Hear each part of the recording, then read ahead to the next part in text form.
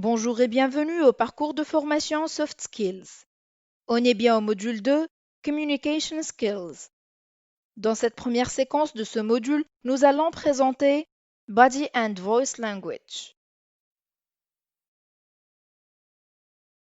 À la fin de cette séquence, le collaborateur sera capable de utiliser notre comportement non verbal pour avoir des postes de pouvoir et de se tenir dans des postures confiantes.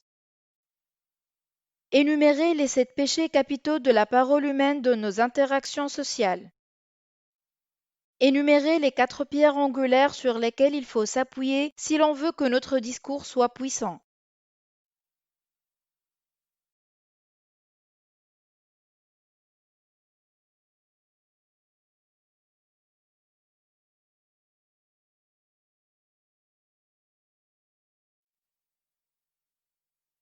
Appliquer les exercices d'échauffement de la voix.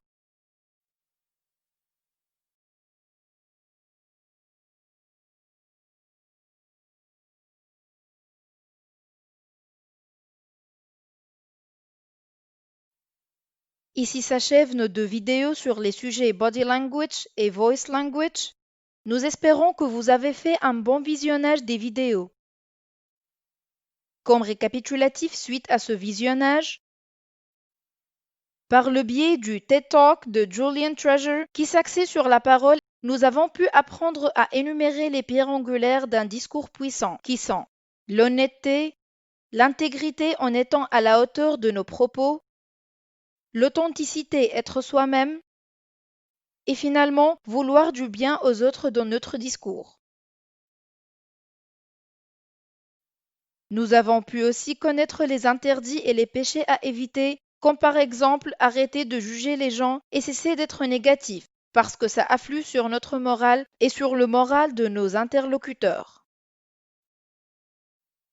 Finalement, Julian Treasure nous a montré comment pouvoir s'échauffer la voix avec des exercices vocaux simples et efficaces pour avoir une voix qui ne nous lâche pas lorsque nous avons besoin d'elle. Mais aussi lors de cette formation, nous avons pu parler du body language, qui a été présenté par Amy Cuddy lors de son TED Talk. Son TED Talk était poignant et nous a permis de connaître l'importance de notre comportement et notre posture sur notre entourage, mais aussi sur nous-mêmes, sur nos émotions et notre chance de succès de notre milieu professionnel. À travers plusieurs illustrations, nous avons vu quelles étaient les postures que nous devions éviter, comme par exemple se recroqueviller sur soi-même et les postures qui signifiaient la puissance et la volonté qu'on devait à tout prix adopter. Finalement, suite à sa propre expérience personnelle, Amy nous demande de ne jamais baisser les bras, même si nous sentons que les événements nous dépassent. Parce que si nous sommes là où nous sommes aujourd'hui, c'est que nous avons notre place et que nous la méritons. Merci pour votre attention et à des nouvelles formations futures.